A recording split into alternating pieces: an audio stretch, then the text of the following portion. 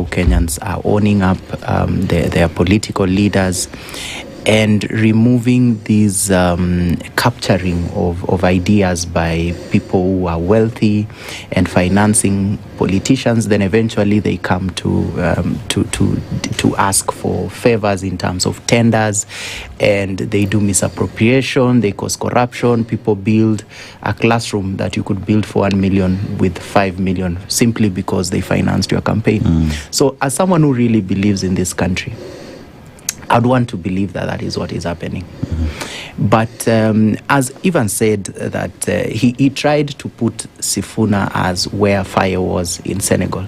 But remember, for Faye, the real candidate was Sonko. Osman Sonko was the candidate that had the following, and when he was stopped from running, similarly, the way we are seeing what is happening with the likes of Gachagua, not being allowed to run, and what Osman Sonko did was just to hand over his following to Faye. And you saw what happened the other day when Sonko started to increasingly change how Senegal politics is being run.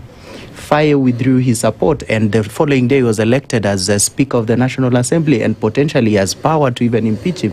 And you never know, maybe he's coming in to take over from him.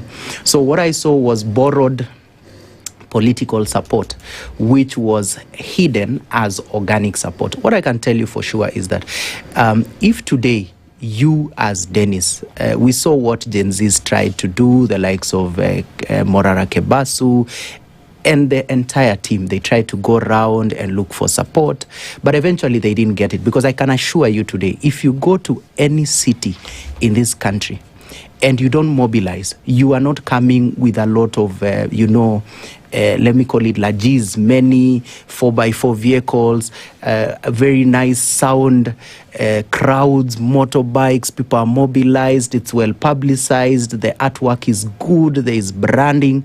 If you don't do that, nobody will take you seriously. You can see what is happening with Baraga and all these other people.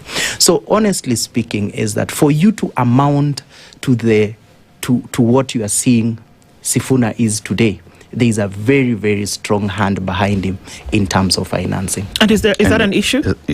So the issue that I have with that is that we need to see him the way we see all the other politicians, because that's not different with William Ruto, that's not different with any other presidential candidate that we've had. So Sifuna is not giving us any alternative as young people. To do what? To do what exactly? Because the alternative that we are really looking for, if we have two choices that we have to make. We have to either be realistic and stick to what is possible, or chart a new way forward, and radically so.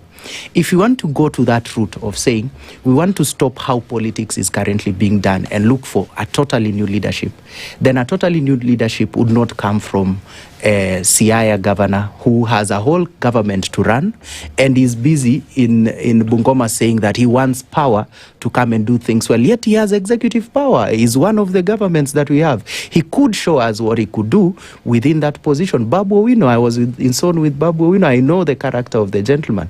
He is not going to give us any new alternatives. This is someone I know. We've seen Sifuna, what he's doing in Senate, and some of the stance he's had.